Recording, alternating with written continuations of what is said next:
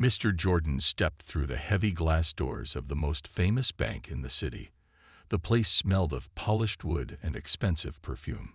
The air was cool and quiet, but when Mr. Jordan entered, it felt like the room froze for a second. He wore a clean black suit, shining black shoes, and a silver watch. His steps were calm, confident, but to the people in the bank, he didn't fit. Not here. Not in their eyes. Behind the big marble counters, the workers stared.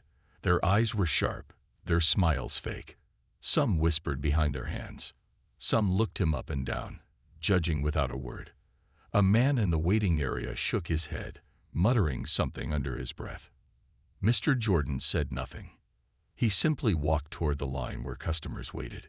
He stood patiently, holding a small leather wallet in one hand. His face was calm. He didn't look angry. He didn't look scared. He just stood like a quiet mountain, unmoved by the cold looks thrown at him.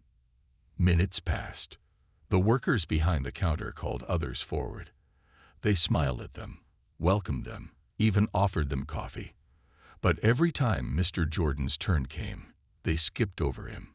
It happened once, twice, 3 times. Still, Mr. Jordan stood, waiting.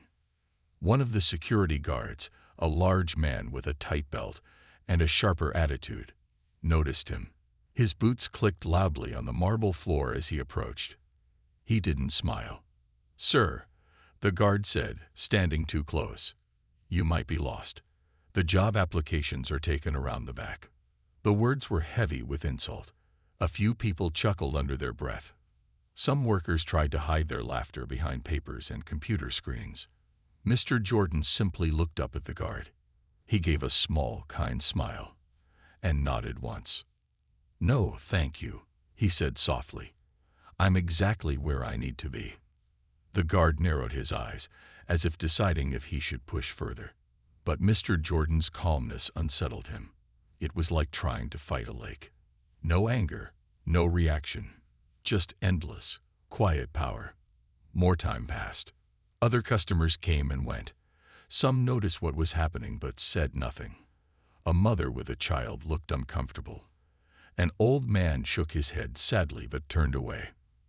Finally, after waiting nearly 30 minutes, Mr. Jordan stepped forward on his own. He approached a free counter where a young woman sat, tapping her nails on the desk. Her name tag read Laura. Laura didn't look up immediately. When she did, her face twisted slightly, a fake smile pasted quickly across her lips. "Can I help you?"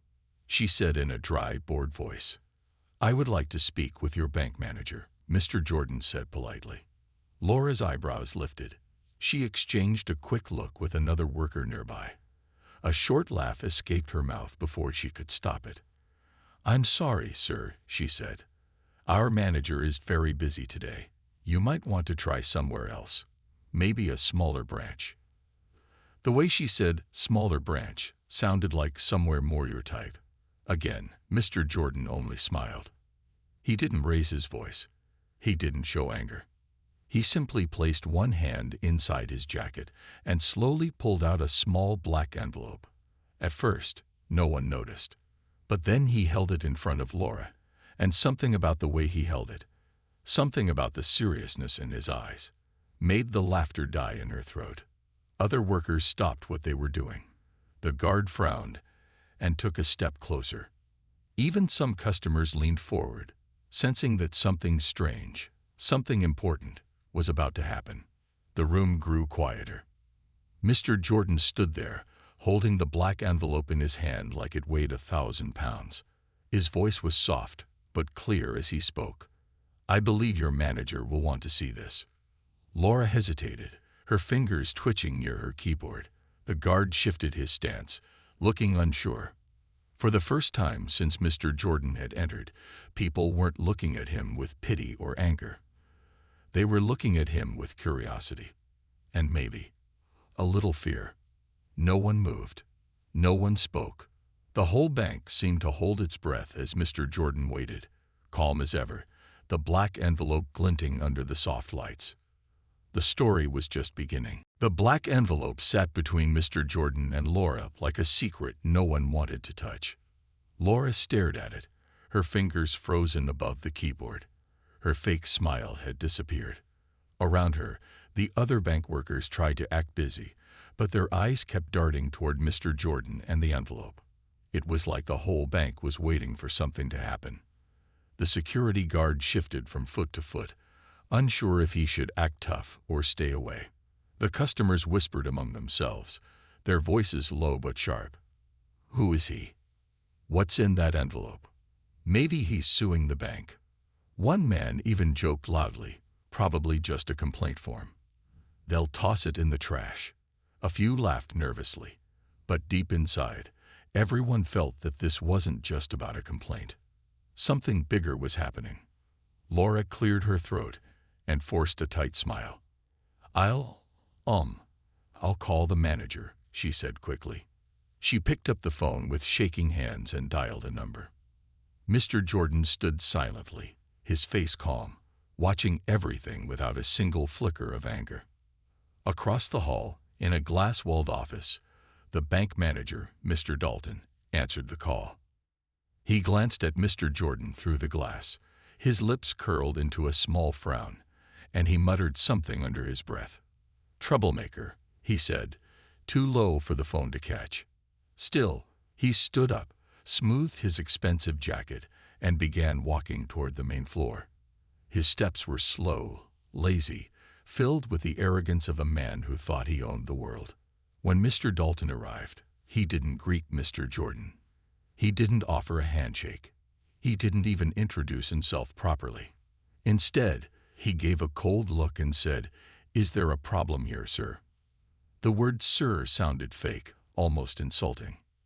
Mr. Jordan handed him the black envelope without a word. Mr. Dalton took it, rolling his eyes slightly for everyone to see. He didn't even open it at first. He tucked it under his arm like it didn't matter. "You know," Dalton said loudly, making sure everyone heard, "this bank is very busy. We can't waste time on small issues." A few workers chuckled nervously. Mr. Jordan just smiled, that same calm, almost too calm smile. "You should open it," he said softly. Dalton sighed dramatically and finally tore open the envelope. He pulled out a few papers, flipping through them quickly. The moment his eyes caught the bold letters at the top, his body stiffened. It was like watching a tree freeze in a storm. His hand holding the paper trembled slightly. Color drained from his face. The workers noticed the change immediately. The customers noticed it too. The laughter stopped. The whispers died. Dalton swallowed hard and looked at Mr. Jordan again, but this time, not with arrogance, with fear. He flipped through the papers again, hoping he had read them wrong. He hadn't. The papers were official. Signed. Stamped. Verified. Mr. Jordan was not a customer. He was not a beggar. He was not someone asking for a job. He was the new owner of the entire bank branch. 2 weeks ago, without any public news, Mr. Jordan's company had bought controlling shares. He now controlled not just this branch, but several others across the city. Dalton felt like the ground had cracked under his feet. He opened his mouth to speak, but no words came out. For the first time in years, Mr. Dalton, the proud, cold manager, was speechless. Mr. Jordan leaned in slightly, his voice still gentle. "I requested a meeting with the staff today," he said. "I wanted to see the true spirit of this bank before we move forward." The way he said true spirit made several workers lower their heads in shame. Dalton tried to recover. He forced a laugh. "Oh, this is wonderful news, sir," he stammered. "We are so honored to have you here. Please, let's sit down. Let's talk." But Mr. Jordan didn't move. He didn't follow Dalton into the fancy office. Instead, he looked slowly around the room. He saw the workers who had laughed at him. He saw the guard who had almost thrown him out. He saw the customers who had whispered, judged, and pointed. And still, he smiled. But now, it wasn't a kind smile. It was a heavy smile. the kind of smile that carried storms inside it. He looked back at Dalton. "I prefer to speak here," Mr. Jordan said softly. In front of everyone. Dalton paled even more. The workers shifted nervously. This was not going to be a private meeting. This was going to be a lesson. And no one, not Dalton, not Laura, not even the security guard, could run from it now. The black envelope, once seen as useless, now ruled the room like a king. And Mr. Jordan, he was the king they didn't know they had just bowed to. The bank, once filled with fake smiles and cold hearts, now stood frozen, waiting for judgment to fall. The real story was just getting started. The silence inside the bank was heavy, almost painful. No one dared to move. No one dared to speak. Mr. Jordan stood calmly in the center of the lobby, surrounded by people who had judged him only minutes ago. Dalton cleared his throat and tried again to smile. "Mr. Jordan, please, let's go to my office," he said, his voice shaking a little. "We can sit comfortably and discuss everything." But Mr. Jordan shook his head slowly. "No," he said, "we'll speak here. Everyone deserves to hear." His voice was soft but strong, and it filled the room like thunder rolling across a quiet field. Dalton's fake smile faded completely. Around the bank, workers froze at their desks. The customers stayed silent, pretending to check their phones but stealing glances at the scene. Mr. Jordan turned and looked directly at Laura, the woman who had laughed at him, ignored him, and treated him like dirt. "You?" Mr. Jordan said gently. "How did you treat me today?" Laura's mouth opened, but no words came out. Her hands shook on the keyboard. Her face turned red. I didn't mean," she stammered. Mr. Jordan raised one eyebrow. "You didn't mean to ignore me. You didn't mean to serve others first even though I had been waiting longer. You didn't mean to laugh when I asked for service." Laura's eyes filled with tears. She looked down at the desk, ashamed. Mr. Jordan didn't shout. He didn't show anger. But the calm way he spoke made the truth hit harder. He turned to the security guard next. "And you," he said, his voice still calm. "You asked me if I was lost. You treated me like I didn't belong here." The guard swallowed hard, his hands nervously gripping his belt. "I was just doing my job, sir," the guard mumbled. "Were you?" Mr. Jordan asked softly. "Or were you doing what you thought was right because of how I look?" The guard had no answer. Mr. Jordan nodded slowly, as if he had expected this. He wasn't here for apologies. He was here for truth. Finally, Mr. Jordan looked back at Dalton, the manager. "You judged me without knowing me," Mr. Jordan said. "You saw my skin, my face, my clothes, and decided I wasn't important." Dalton tried to laugh, a weak, broken sound. I didn't mean." Mr. Jordan lifted his hand, stopping him. "I came here today, not as your boss, not even as a customer," he said. "I came here as a test." The workers leaned in slightly, curiosity burning in their minds. "I wanted to see how my staff truly treats people when no one is watching," Mr. Jordan continued. "Because the true face of a bank is not in its shiny offices or gold signs. It is in the small moments, how it treats every person who walks through its doors." His words echoed in the high ceiling. Some customers nodded quietly.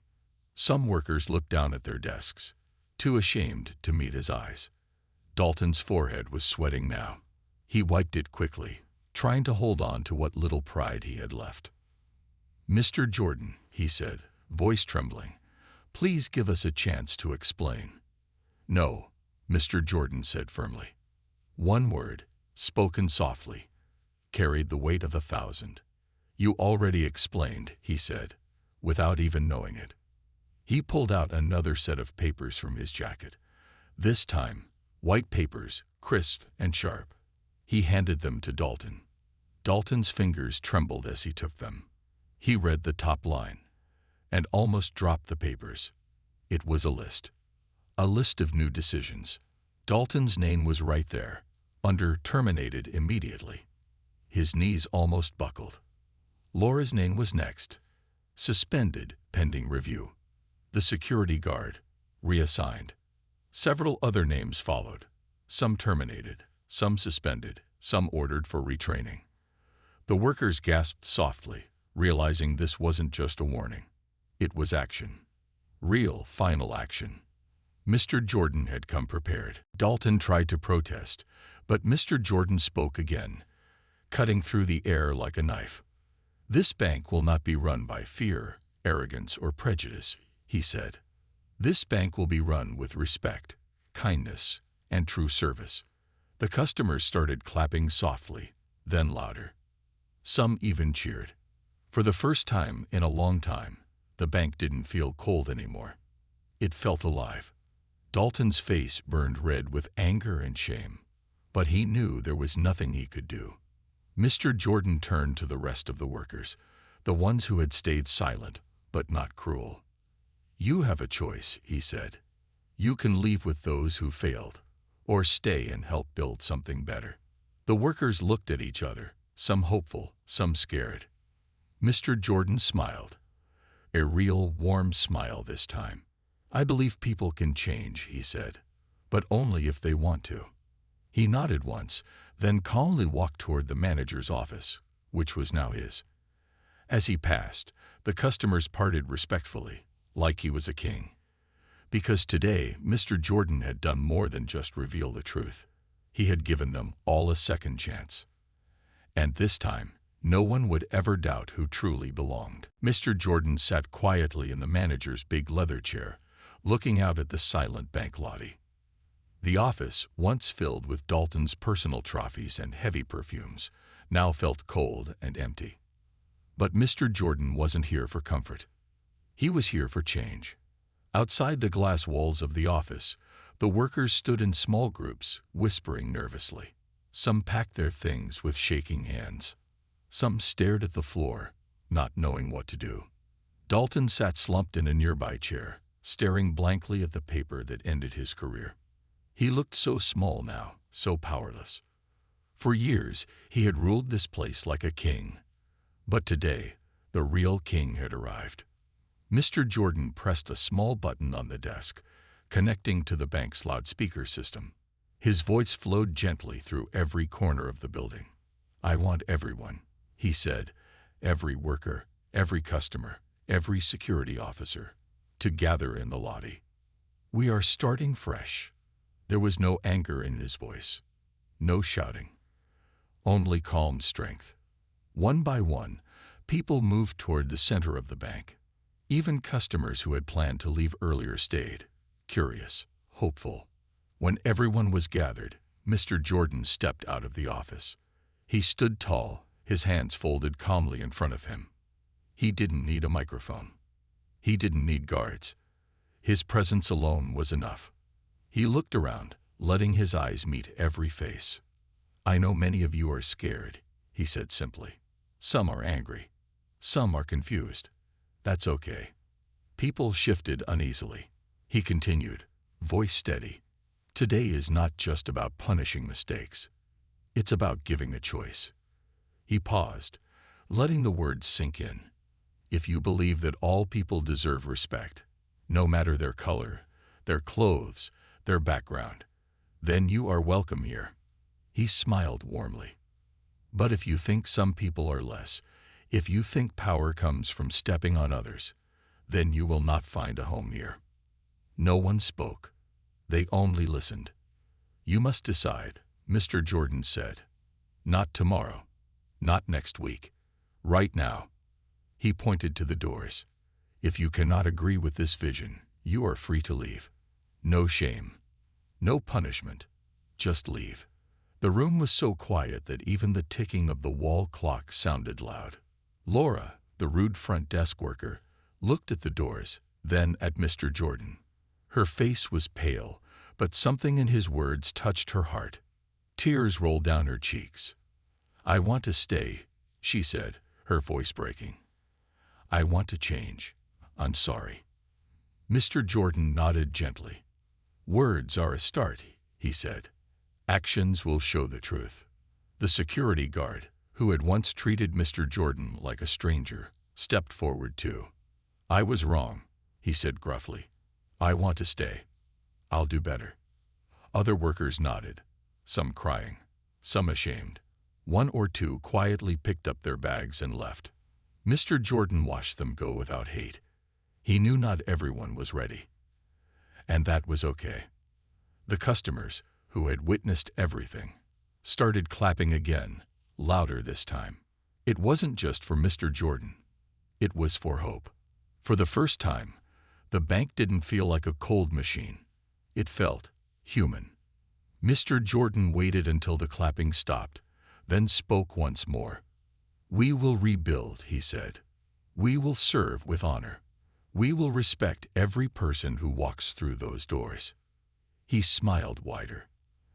"And maybe, just maybe, we will become something truly special." The workers who stayed nodded, some wiping their faces, others standing taller. Dalton, still sitting in the corner, looked up at Mr. Jordan. For a moment, anger flashed in his eyes, but it quickly faded into regret. He stood up slowly, walked to Mr. Jordan, and extended his hand. "I'm sorry," Dalton said quietly. "I forgot what real leadership looks like." Mr. Jordan looked at Dalton's hand for a moment. Then he shook it firmly. "Everyone forgets," he said softly. "The brave ones admit it." Dalton lowered his head, then turned and walked out the doors, not as a boss, but as a man who had been taught a hard lesson. The bright sunlight outside swallowed him. Mr. Jordan turned back to the room. "Let's get to work," he said, his voice full of hope. And just like that, the bank was no longer just a building.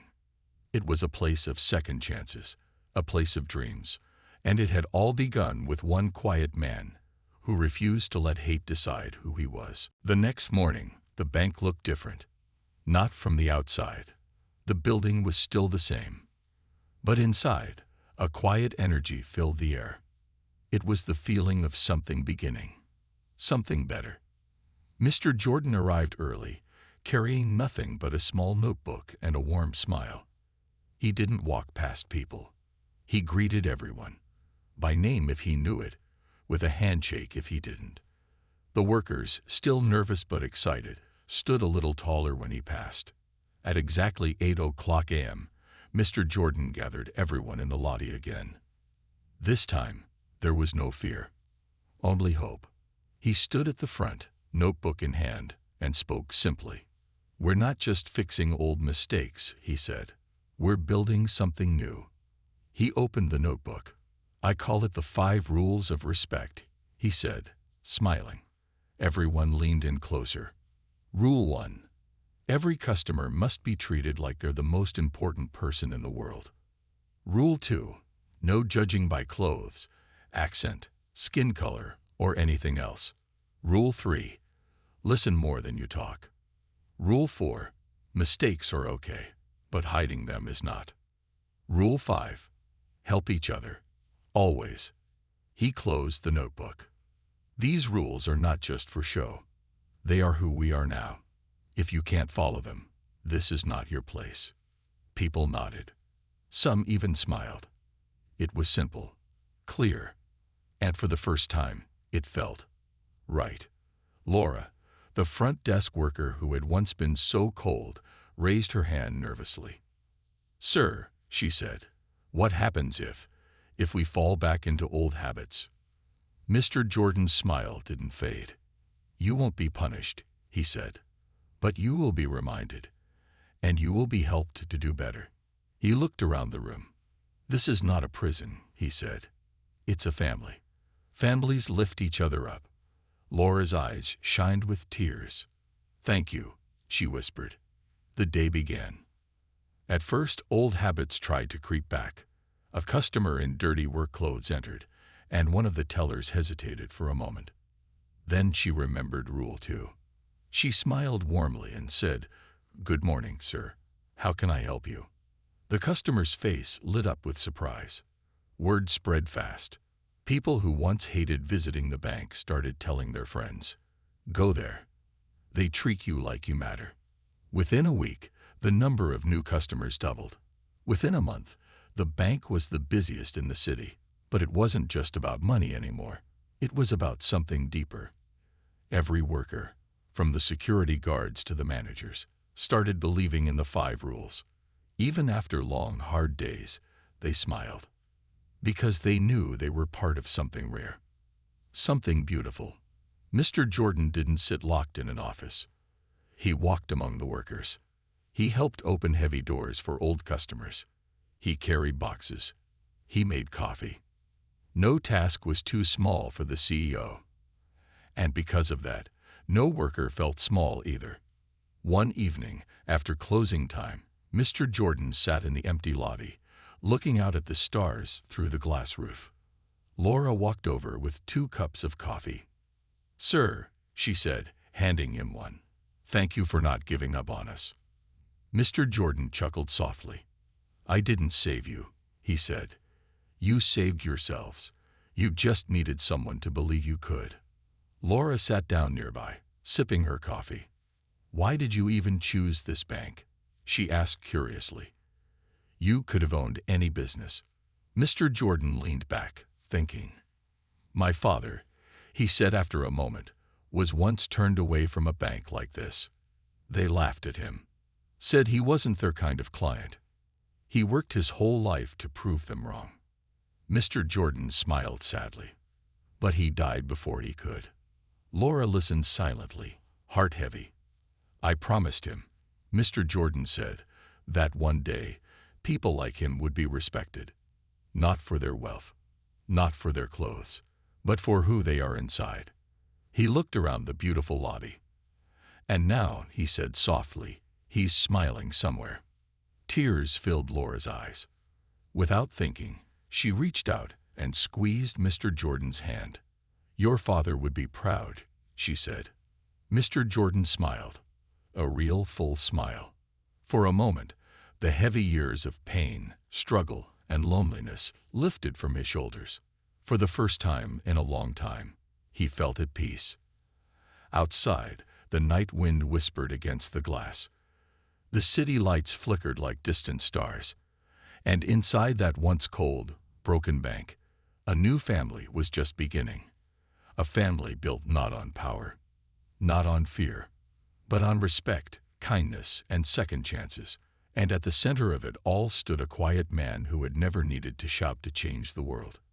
He had only needed to believe. For a few weeks, everything was perfect. The bank was alive. Customers smiled when they walked in. Workers laughed softly while helping each other. It felt like a dream.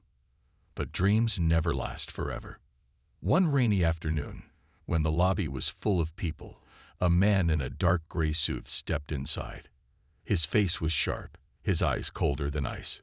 His name was Mr. Benson, one of the old owners of the bank. The same man who had once ordered workers to keep out the wrong kind of people. He had heard about the changes. He had heard about Mr. Jordan, and he didn't like it. Benson walked straight to Laura's counter, slamming a hand down hard enough to make her jump. "I need to see the manager," he barked. Laura stayed calm. "I can help you, sir," she said kindly, remembering the 5 rules. Benson sneered. "You?" he said, voice dripping with disrespect. "You're just a desk girl." The whole lobby grew quiet. Mr. Jordan, sitting nearby with an elderly customer, heard the noise. He stood up slowly, adjusting his jacket. Every eye in the bank followed him. Mr. Jordan walked over, standing tall but calm. "Is there a problem here, sir?" he asked softly. Benson turned. For a moment, he blinked, confused. He hadn't expected the CEO to look like that. "You," Benson spat, "you're ruining my bank." Mr. Jordan smiled politely. "This is not your bank anymore, Mr. Benson," he said. "It belongs to the people who believe in respect." Benson's face turned red. "I built this place," he shouted. "I made it successful. And now you're letting just anyone in." The words hung in the air, heavy and ugly. A little girl standing with her mother nearby started crying softly. Mr. Jordan's eyes darkened, not with anger, but with a deep sadness. He turned to the workers who stood frozen. "Everyone," he said gently. "This is a test." His voice carried through the lobby. "A test of what we believe." He faced Benson again. "In this bank, we don't judge people by their wallet, their shoes, their skin, or their past." He looked around. "In this bank, everyone is someone." The workers straightened their backs. Customers smiled warmly at him. The little girl stopped crying. Benson laughed harshly. "You'll fail," he said. "You'll see. Your kindness will destroy you." Mr. Jordan didn't move. He simply smiled. "Maybe," he said, "but I would rather fail with kindness than succeed with cruelty." The room filled with silence. Heavy, deep, powerful. Benson's fists clenched. He looked around, seeing the loyalty shining in the workers' eyes. He saw customers, black, white, rich, poor, standing together. He realized he had already lost. Without another word, Benson stormed out into the rain. The doors closed behind him with a soft thud. For a long moment, no one spoke. Then slowly, a small, polite clap began. It was Laura.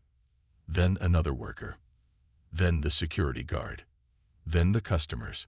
Within seconds, the whole bank was filled with clapping and cheering. Mr. Jordan raised his hands, laughing. All right, he said.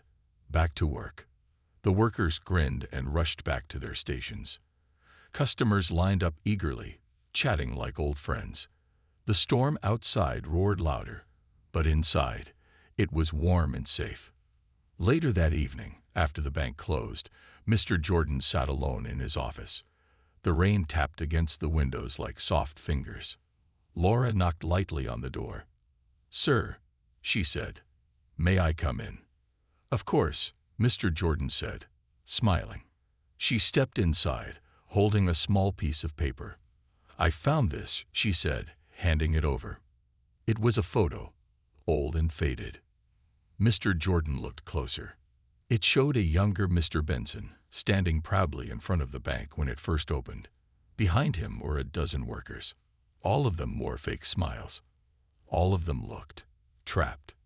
Mr. Jordan set the photo down carefully.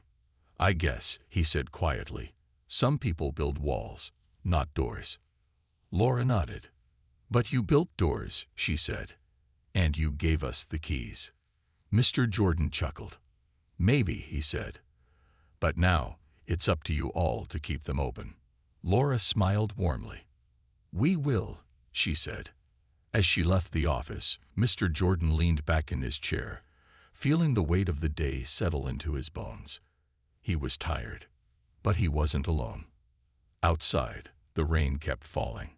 But inside the bank, in the hearts of every worker and every customer, a fire had been lit.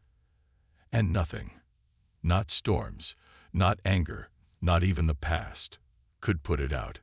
Not anymore. Mr. Jordan closed his eyes and smiled.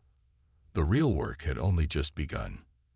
And this time, they would build something no storm could ever break. Weeks turned into months. The old bank, once filled with cold faces and silent judgment, became something new. It became a place where people smiled when they walked through the doors. A place where workers knew customers by their names, not just by their account numbers. A place where even the smallest voice mattered. Mr. Jordan watched all this from his quiet corner office. He didn't like sitting behind a big desk. Instead, he liked walking the lobby, shaking hands, helping the tellers, and listening to stories. One afternoon, while the sun poured golden light through the windows, the bank held a small celebration. It wasn't anything fancy. No big speeches, no expensive decorations. Just a simple thank you party for the workers and the customers who made the new bank possible.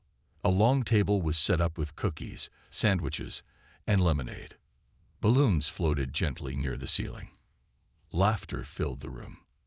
Mr. Jordan stood in the middle, holding a glass of lemonade, smiling quietly. Laura found him there.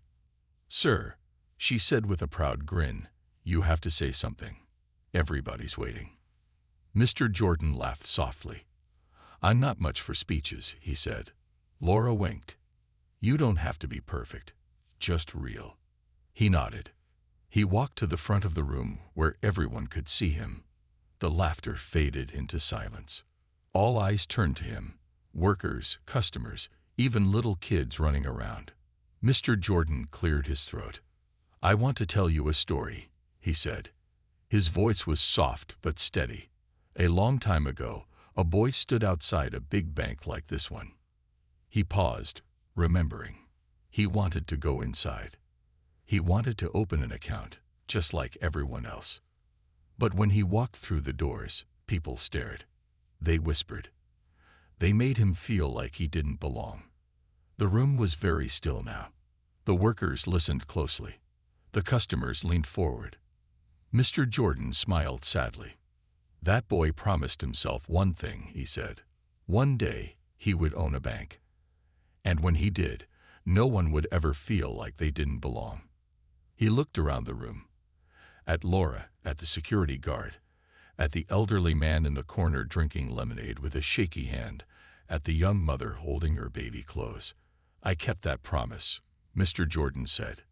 "And you, all of you, helped make it real." The crowd was quiet for a long moment. Then, slowly, someone clapped. Then another, and another, until the whole room was filled with applause. Real, warm, strong. Mr. Jordan felt a lump in his throat. He cleared it with a laugh and raised his glass. "Here's to open doors," he said. "Here's to second chances. Here's to kindness, the kind that changes everything." Everyone raised their cups, even the little kids with their tiny juice boxes. "To kindness," they shouted. The sound echoed through the bank, bouncing off the walls, filling every corner with light. Mr. Jordan smiled wider than he had in a long, long time. That night, after the party ended and the last balloon drifted slowly down from the ceiling, Mr. Jordan walked through the empty bank. The moonlight spilled across the floor, painting everything silver and soft. He stopped by the front door. Outside, the city lights blinked in the darkness. Inside, the bank felt alive, like it had a heart beating in its walls. Mr. Jordan reached out and touched the heavy front door. For a moment, he closed his eyes. He thought about all the people who had been turned away in the past, all the dreams crushed by cold faces, all the hopes that had once died at this very doorstep. Not anymore, he thought. Not ever again. He smiled softly to himself. Then he turned off the lights and walked away, leaving the doors unlocked behind him. Not because he had forgotten, but because he believed. Because finally, after all the storms, all the battles, and all the years of waiting, this place was no longer just a bank. It was a home for everyone. And Mr. Jordan knew this was only the beginning.